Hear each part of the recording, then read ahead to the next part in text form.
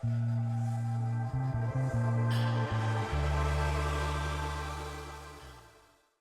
Hello ನಮಸ್ತೆ ವೀಕ್ಷಕರೇ, ಮತ್ತೊಮ್ಮೆ ಆದ್ವಾ ಅಕಾಡೆಮಿ ಚಾನಲ್ಗೆ ಸ್ವಾಗತ. ಇಂದಿನ ವಿಡಿಯೋದಲ್ಲಿ ನಾವು time and work related to the introductions ಬಗ್ಗೆ ವಿತ್ ಏನು ಅಂತಂದರೆ will go with mind map. Okay, mind ಮ್ಯಾಪನ್ನು ಇಟ್ಕೊಂಡು ನಾವು ಡಿಸ್ಕಸ್ ಮಾಡೋಣ. ಸೊ ಇದೇ ರೀತಿ ನಾವು ಆಗಲೇ ನಮ್ಮ ಪ್ಲೇಲಿಸ್ಟಲ್ಲಿ time and distance, okay, time and distance related ಪ್ಲೇಲಿಸ್ಟಲ್ಲಿ ಎಲ್ಲ ಕಾನ್ಸೆಪ್ಟ್ಸ್ ಕವರ್ ಮಾಡಿದ್ದೀವಿ. ಸೊ ಅದನ್ನು ನೀವು ನೋಡ್ಕೊಳ್ಳಿ. ಸೊ ಅದನ್ನು ನಿಮ್ಗೆ ಯೂಸ್ಫುಲ್ ಆಗುತ್ತೆ ಎಕ್ಸಾಮ್ಸಲ್ಲಿ. ಅದು ಕೂಡ ವೇಟೇಜ್ ಜಾಸ್ತಿ ಇದೆ. And also even time and work ಕೂಡ ವೇಟೇಜ್ ಜಾಸ್ತಿ ಇದೆ. Will go through the questions one by one. ಇನ್ನೇನು ಡೌಟ್ಸ್ ಇದ್ದರೂ ಕಮೆಂಟ್ ಬಾಕ್ಸಲ್ಲಿ ಮೆನ್ಷನ್ ಮಾಡಿ. ಅದೇ ರೀತಿ ನಿಮ್ದು ಏನೋ ಸಜೆಷನ್ಸ್ ಇದ್ದರೆ, ಫೀಡ್ಬ್ಯಾಕ್ಸ್ ಇದ್ದರೆ ಕೈಂಡ್ಲಿ ನಮ್ಮ ಕಮೆಂಟ್ ಬಾಕ್ಸಲ್ಲಿ ಮೆನ್ಷನ್ ಮಾಡಿ. Will improve based on that. Okay, definitely ಈ ವಿಡಿಯೋಸ್ ನಿಮಗೆ ಹೆಲ್ಪ್ಫುಲ್ ಆಗೇ ಆಗುತ್ತೆ. ಸೊ ಕೊನೆವರೆಗೂ ನೋಡಿ, ಯಾವುದೇ ರೀತಿ ಸ್ಕಿಪ್ ಮಾಡೋಕ್ಕೆ ಹೋಗಬೇಡಿ. ಜೊತೆಗೆ ಯಾರೆಲ್ಲ ಪ್ರಿಪೇರ್ ಆಗ್ತಿದ್ದವರು ನಮ್ಮ ಫ್ರೆಂಡ್ಸ್ ಏನೋ ಇದ್ದರೆ ಅವರಿಗೂ ಶೇರ್ ಮಾಡಿ. ತಾವು ಕೂಡ ಸಬ್ಸ್ಕ್ರೈಬ್ ಆಗಿ. ಫೈನ್, ಇಲ್ಲಿ ನೋಡ್ಬೋದು ವಿ ಹ್ಯಾವ್ ಮೇಡ್ ಒಂದು ಮೈಂಡ್ ಮ್ಯಾಪ್ ಮಾಡಿದ್ದೀವಿ time and work related flow chart. So time and ವರ್ಕಲ್ಲಿ ನಿಮ್ಮ ಟೈಪ್ಸ್ ಆಫ್ ಪ್ರಾಬ್ಲಮ್ಸ್ ಯಾವುದಿರುತ್ತೆ, ಕೀ ಕಾನ್ಸೆಪ್ಟ್ಸ್ ಏನಿದೆ ಮತ್ತು ಕೀ ಫಾರ್ಮುಲಾಸ್ ಏನಿದೆ ಅಂತ. ಕೀ ಕಾನ್ಸೆಪ್ಟ್ಸಲ್ಲಿ ನಿಮಗೆ ವರ್ಕ್ ಅಂದರೆ ರೇಟ್ ಇಂಟು ಟೈಮ್. ಓಕೆ, ಇದೊಂದು ನಿಮ್ಮ ಬೇಸಿಕ್ ಫಾರ್ಮುಲಾ. ಎಫಿಷಿಯನ್ಸಿ ಅಂದರೆ ಏನು, work done by time taken. Okay, ಆಮೇಲೆ inverse relationship between time and efficiency. ಅಂದರೆ ಎಫಿಷಿಯನ್ಸಿ ನಿಮಗೆ ಜಾಸ್ತಿ ಇತ್ತು ಅಂತಂದರೆ ಆಬ್ವಿಯಸ್ಲಿ ಟೈಮ್ ಏನಿರುತ್ತೆ ಕಮ್ಮಿ ಬೇಕಾಗುತ್ತೆ. Okay, more efficiency and less time. Okay, ಇದೇ ಹೇಳ್ತೀವಿ. ಫೈನ್, ಇದು ಇನ್ವರ್ಸ್ಲಿ ಪ್ರಪೋರ್ಷನ್ ಆಗಿರುತ್ತೆ. ನೆಕ್ಸ್ಟ್ ನಿಮಗೆ ಟೈಪ್ಸ್ ಆಫ್ ಪ್ರಾಬ್ಲಮ್ಸಲ್ಲಿ ಫಸ್ಟ್ ಚೈನ್ ರೂಲ್ ಟೈಪ್ ಒಂದು ಬರುತ್ತೆ, ಎಫಿಷಿಯನ್ಸಿ ಟೈಪ್ ಬರುತ್ತೆ, ಆಮೇಲೆ ಫ್ರ್ಯಾಕ್ಷನ್ ಆಫ್ ವರ್ಕ್ ಒಂದು, ನೆಕ್ಸ್ಟು ವರ್ಕ್ ಆ್ಯಂಡ್ ವೇಜಸ್ ಒಂದು, ಲೀವಿಂಗ್, ಓಕೆ, ಆ್ಯಂಡ್ ಜಾಯ್ನಿಂಗ್ ಇದು related problems, and leaving 3 problems ಇದನ್ನು ನಮಗೆ ಹೇಳ್ತೀವಿ ಮುಂದಿನ ವೀಡಿಯೋಸಲ್ಲಿ, and X person and Y person, and arithmetic progressions. ಈ ರೀತಿ ಕಂಪ್ಲೀಟಾಗಿ ಏನು ಅಂತಂದರೆ ಇನ್ನು ನಾವು ವಿ ಹ್ಯಾವ್ ಮೇಡ್ ಒಂದು ಮೈಂಡ್ ಮ್ಯಾಪ್. ಜೊತೆಗೆ ಕೀ ಫಾರ್ಮುಲಾಸಲ್ಲಿ ನಿಮಗೆ ಟೈಮ್ ಇದು ಕೊಟ್ಟು ವರ್ಕ್ ಬೈ ರೇಟ್ ಇದು ಗೊತ್ತಿದೆ. ಟೋಟಲ್ ವರ್ಕ್ ಅಂದ್ರೇನು, LCM of individual work capacities. ಅಂದರೆ ಟೋಟಲ್ ವರ್ಕ್ ಕಂಡುಹಿಡಬೇಕಂದ್ರೆ ನೀವು LCM ತೊಗೋಬೇಕು. ಅಂದರೆ ಎಲ್ಲ ವರ್ಕಿಂದ ಏನಿರುತ್ತೆ ಕೆಪಾಸಿಟೀಸು ಅದೆಲ್ಲ ಮೆಂಬರ್ಸ್ದು ನೀವು, ಓಕೆ, ABCD ಎಷ್ಟೆಲ್ಲ ವರ್ಕರ್ಸ್ ಇರ್ತಾರೋ ಅವ್ರದ್ದೆಲ್ಲರದ್ದು LCM ತೊಗೊಂಡಾಗ will get total work. Okay, combined work ಅಂತಂದರೆ ಆಬ್ವಿಯಸ್ಲಿ ಇದು 1/time ಅಂದರೆ 1 ಡೇಗೆ ಎಷ್ಟು ಇದು ತೊಗೊಂಡಿದ್ದಾರೆ ಅಂತ 1/time. Okay, divide by 1/time ಎದು ಒಂದು ಪ್ಲಸ್ 1/Bದು. So okay, over all total work ಅಂತ ಕಂಬೈನ್ಡ್ ವರ್ಕ್ ಅಂತ ಹೇಳ್ತೀವಿ ಇದನ್ನು. ಓಕೆನಾ, ಸೊ ಇದು ನಿಮಗೆ ಒಂದು ಫಾರ್ಮುಲಾ. ಇಲ್ಲಿ ನಾವು ಟೈಪ್ಸ್ ಆಫ್ ಪ್ರಾಬ್ಲಮ್ಸಲ್ಲಿ ಮೇನ್ ಚೈನ್ ರೂಲಲ್ಲಿ ಇವೆರಡು ಫಾರ್ಮುಲಾ ಗೊತ್ತಿದ್ದರೆ, formula 1 formula 2 we can easily solve. ಓಕೆನಾ, P1 H1 D1 ಅದು ಹೆಂಗೆ ಬರ್ಕೊಂತೀವಿ ಅಂದರೆ ನಿಮಗೆ P1 H1 D1 divide by W1 is equal to P2 H2 D2 divide by W2 ಅಂತ ಈ ಟೈಪ್ ಫಾರ್ಮುಲಾ ಅದನ್ನು. ಸೊ ಇಲ್ಲಿ P ಅಂದರೆ ಏನು, ಓಕೆ, ನಂಬರ್ ಆಫ್ ಪರ್ಸನ್ಸಾ, ಓಕೆ, ಆ್ಯಂಡ್ H ಅಂದರೆ ಏನು, ನಂಬರ್ ಆಫ್ ಅವರ್ಸ್, D ಅಂದರೆ number of days, and W ಅಂತಂದರೆ ನಿಮಗೆ ನಂಬರ್ ಆಫ್ ವರ್ಕ್ಸ್ ಅಂತ, ವರ್ಕಿಂಗ್ ಡೇಸ್ ಅಂತ ಅರ್ಥ. ಓಕೆನಾ, ಇದು ಒಂದು ಫಸ್ಟ್ ಫಾರ್ಮುಲಾ. ನೆಕ್ಸ್ಟ್ ಫಾರ್ಮುಲಾ 2 ಬಂದ್ಬಿಟ್ಟು ನಿಮಗೆ P1 H1 D1 P2 H2 D2 ಯಾವುದೇ ರೀತಿಯಿಂದ ವರ್ಕ್ ರಿಲೇಟೆಡ್. ಅಂದರೆ ನಿಮ್ಮ ಕ್ವಶನ್ಸಲ್ಲಿ ನೀವು ಐಡೆಂಟಿಫೈ ಮಾಡ್ಬೋದು. ವರ್ಕ್ ಕೊಟ್ಟಿದ್ರೆ, ವರ್ಕ್ ರಿಲೇಟೆಡ್ ಏನಾದರೂ ಕೊಟ್ಟಿದ್ರೆ you have to go for this formula. ಅದೇ ವರ್ಕ್ ಕೊಟ್ಟಿಲ್ಲ ಅಂದರೆ directly you have to go for this formula. ಓಕೆನಾ, ಈ ರೀತಿ ಚೈನ್ ರೂಲಲ್ಲಿ ಎರಡೇ ಫಾರ್ಮುಲಾಯಿಂದ you can easily solve the questions. Fine, efficiency related. Okay, efficiency ರಿಲೇಟೆಡಲ್ಲಿ ನಿಮಗೆ ಒಂದು ಪಾಯಿಂಟ್ ಇದೆ, more efficiency less time. Obviously ಎಷ್ಟು ಎಫಿಷಿಯನ್ಸಿ ಜಾಸ್ತಿ ಇರುತ್ತೋ ಅಷ್ಟು ನಿಮಗೆ ಟೈಮ್ ಕಮ್ಮಿ ಬೇಕಾಗುತ್ತೆ. ಓಕೆ, ನೆಕ್ಸ್ಟ್ ನಿಮಗೆ ನೋಡ್ಬೋದು A is 2 times efficient than B, A is 3 times efficient than A is 4 times efficient than B, A is 50% more efficient than B, A takes 50% more time than B. So ಇಲ್ಲಿ ನೀವು ಈ type problems ಬಂದಾಗ confusions ಆಗಿರ್ತೀರ. ಅಂದರೆ ಇದು ನೋಡ್ಬೋದು, first A is 2 times efficient than B ಅಂತಂದಾಗ ನೀವೇನು ಮಾಡ್ತೀರಾ, ಎಕ್ಸಾಂಪಲ್ಗೆ 2 times of X, Aನ 2 times of X ಅಂತ ತೊಗೊಂಡು Bನ X ಅಂತ ತೊಗೊತೀರ. ಓಕೆ, ಇದು this is the wrong approach. Fine, first ನಿಮಗೆ 2 times ಅಂತ ಅಂದಾಗ ನೀವು ಏನು ಶಾರ್ಟ್ ಟ್ರಿಕ್ ಹೆಂಗಿತ್ತು ಅಂತಂದರೆ, first thing A, okay, A ಮತ್ತು B, ಓಕೆ, ಇವೆರಡದು ಏನಿದೆ ಡೇಸ್ ನಂಬರ್ ಆಫ್ ಟೈಮ್ ಆಯಿತು, ಎಫಿಷಿಯನ್ಸಿ ಆಯಿತು, X ಅಂತ ಇಟ್ಕೊಳ್ಳಿ. ಓಕೆ, X ಅಂತ ಇಟ್ಕೊಂಡಾಗ first A is 2 times efficient then B ಅಂತಂದಾಗ, ಸೊ ಈ 2ನ ಈ ಕಡೆ ನೀವು ಮಲ್ಟಿಪ್ಲೈ ಮಾಡಿ, ಅವಾಗ ಏನಾಗುತ್ತೆ 2X ಆಗುತ್ತೆ. ಸೊ X ನಿಮಗೆ ಎಕ್ಸಾಂಪಲಿಗೆ ನಿಮ್ಮ 10 ತೊಗೊಂಡ್ರೆ ಏದು ವರ್ಕ್ ಏನಾಗುತ್ತೆ 10 ಡೇಸಲ್ಲಿ ಕಂಪ್ಲೀಟ್ ಆಗುತ್ತೆ. ಓಕೆ, ಬಿದು ವರ್ಕ್ ಏನಾಗುತ್ತೆ 20 ಡೇಸ್ ಆಗುತ್ತೆ. ಅವಾಗ ನಿಮ್ಗೆ ಏನಾಯಿತು, ಆಬ್ವಿಯಸ್ಲಿ ಜಾಸ್ತಿ ಡೇಸ್ ತೊಗೊಂಡಿದ್ದಾರೋ B. ಹಂಗಾದರೆ A ಅಂದರೆ ಏನು, ನಿಮಗೆ ಓವರಾಲ್ ಆಗಿ ಎಫಿಷಿಯಂಟ್ ಜಾಸ್ತಿ ಇದೆ, ಜಸ್ಟ್ 10 ಡೇಸಲ್ಲಿ ಅದೇನಾಗುತ್ತೆ ಕಂಪ್ಲೀಟ್ ಮಾಡಿದೆ, ಫಿನಿಶ್ A. ಓಕೆ, ಅದೇ B ಆದರೆ 20 days.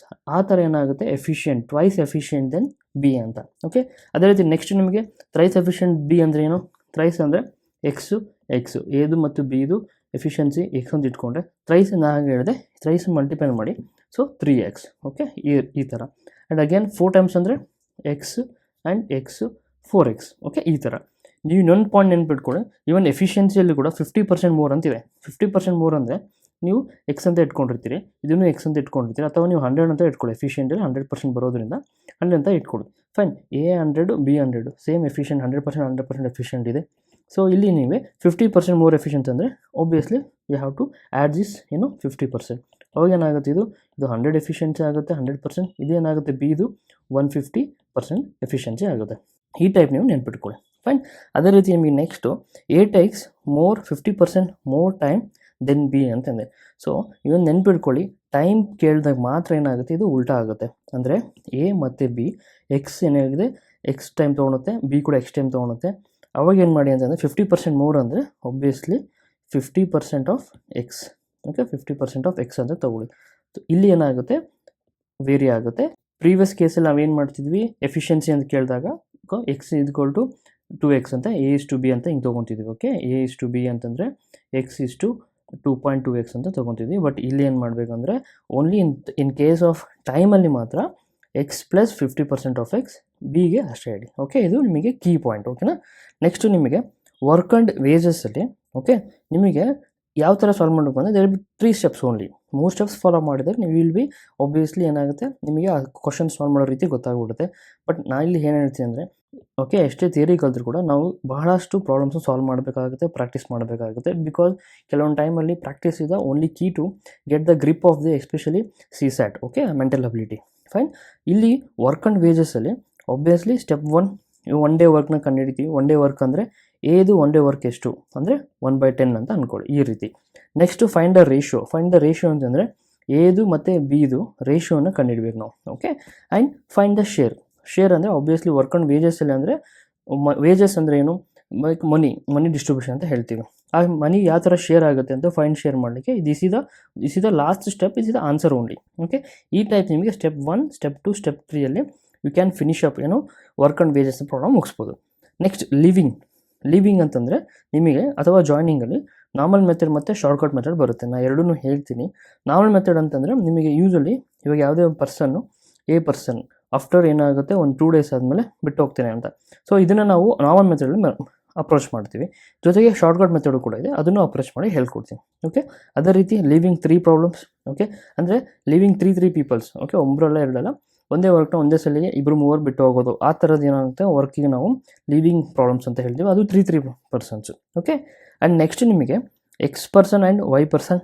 X person and Y person ಅಂತಂದಾಗ ನೋಡಿ ಎಕ್ಸಾಂಪಲ್ ಇದೆ ಒಂದು 2 boys + 3 boys takes 10 days. Okay, ಅದೇ ರೀತಿ 3 men and 2 boys = 8 days. Okay, ಇದನ್ನು ನಾವೇನಂದರೆ ಕನ್ಸಿಡರ್ ಮಾಡಿ ಇದು ಇಕ್ವೇಷನ್ ಟೈಪ್ ಬರುತ್ತೆ. ಇದರಿಂದ ನಾವೇನು ಮಾಡಬೇಕು, 2 men ಆ್ಯಂಡ್ 6 boys ಸೇರಿ ಎಷ್ಟು ದಿವಸದಲ್ಲಿ ವರ್ಕ್ ಮುಗಿಸ್ತಾರೆ ಅಂತ ಕೇಳಿದಾಗ ಇಲ್ಲಿ ಏನಾಗುತ್ತೆ ಅಂದರೆ ಈಸಿ ಅಂತಂದರೆ ನಾವೇನು ಮಾಡ್ತೀವಿ, ಇದನ್ನು 2m + 3 boys = 10 days. Okay, and also 3 men and 2 boys = 8 days. Okay, ಈ ರೀತಿ ಮಾಡ್ತೀವಿ.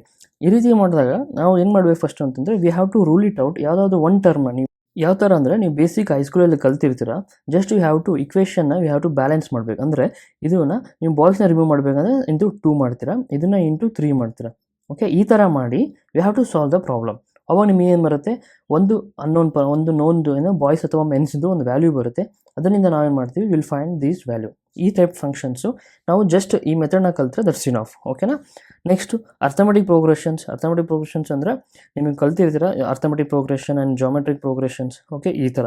ಸೊ ಅಲ್ಲಿ ನಿಮಗೆ sum of 2/n into 2a + n - 1 into d. Okay, ಈ ಥರ ಒಂದು ಫಾರ್ಮುಲಾಸ್ ಬರುತ್ತೆ. ಸೊ ಇದನ್ನು ನಾವು ಸಾಲ್ವ್ ಮಾಡೋದ್ರಿಂದ just we have to decide we can ಎಷ್ಟು ನಿಮಗೆ ಸಮ್ ಓವರಾಲ್ ಆಗಿ ಎಷ್ಟು ನಿಮಗೆ ಅಡಿಷನ್ ಮಾಡಿದ್ದೀವಿ ಅಂತ ಕಂಡುಹಿಡಲಿಕ್ಕೆ ಯೂಸ್ ಮಾಡ್ತೀವಿ. ಓಕೆ, ಇಲ್ಲೊಂದು ಸ್ಮಾಲ್ ಕರೆಕ್ಷನ್ನು, ಇಲ್ಲಿ ಅರ್ಥಮೆಟಿಕ್ ಪ್ರೋಗ್ರೆಷನ್ಸ್ ಏನಿದೆ ಇದು n/2/n ಆಗಿದೆ. ಇದನ್ನು ನಾವು n/2 ಅಂತ ಬರ್ಕೊಳ್ಳಿ, n/2. Okay, this is the correction. ಇದು ಓವರಾಲ್ ಆಗಿ ನಮಗೆ ಕಂಪ್ಲೀಟಾಗಿ ಗೊತ್ತಿರುವಂತಹ time and work flow chart. So ಇದ್ರ ಬಗ್ಗೆನೇ ನಾವು ಡಿಸ್ಕಸ್ ಮಾಡ್ತಾ ಮುಂದಿನ ವೀಡಿಯೋಸಲ್ಲಿ ಸ್ಟಾರ್ಟ್ ಮಾಡೋಣ. Will start with the chain ರೂಲ್ನ ನಾವು ಸ್ಟಾರ್ಟ್ ಮಾಡಿ will go we efficiency and fraction of work, ಈ ಥರ ಎಲ್ಲನೂ ನೋಡೋಣ. ಐ ಥಿಂಕ್ ಫ್ರ್ಯಾಕ್ಷನ್ ಆಫ್ ವರ್ಕ್ನ ನಾನು ಹೇಳೋದು ಮರ್ತೆ. ಇಲ್ಲಿ ನಿಮಗೆ ಫ್ರ್ಯಾಕ್ಷನ್ ಆಫ್ ವರ್ಕಲ್ಲಿ ಕೂಡ ಒಂದು ನೋಟ್ ಪಾಯಿಂಟ್ ನೆನ್ಪಿಟ್ಕೊಳ್ಳಿ, more work and more wages. ಯಾರು ಜಾಸ್ತಿ ವರ್ಕ್ ಮಾಡ್ತಾರೆ ಅವ್ರ ವೇಜಸ್ ಜಾಸ್ತಿ ಇರುತ್ತೆ, ಕಮ್ಮಿ ವರ್ಕ್ ಅವ್ರಿಗೆ ಆಬ್ವಿಯಸ್ಲಿ ಕಮ್ಮಿ ಇದು money. Okay, fraction of work ಅಂತಂದರೆ ನಿಮಗೆ ಯೂಸಲಿ ನಿಮಗೆ 2/3 of work, okay, 2/3 of work done by A, ಈ ಟೈಪ್ ಕ್ವಶನ್ಸ್ ಎಲ್ಲ ಬರುತ್ತೆ. ಈ ಟೈಪ್ ಕ್ವಶನ್ಸ್ ನಾವು ನೆಕ್ಸ್ಟ್ ಕ್ವಶನ್ಸಲ್ಲಿ ಪ್ರಾಬ್ಲಮ್ನ ಸಾಲ್ವ್ ಮಾಡ್ತಾ ಹೋಗೋಣ. Fine. So this is the end of the class today. Introductions ನಾವೇನು ಡಿಸ್ಕಸ್ ಮಾಡಿದ್ವು time and working related. Okay, and ನಿಮಗೆ ಏನೇ ಸಜೆಷನ್ಸ್ ಕೊಡಬೇಕಾದ್ರೂ okay, you can mention in the comment box.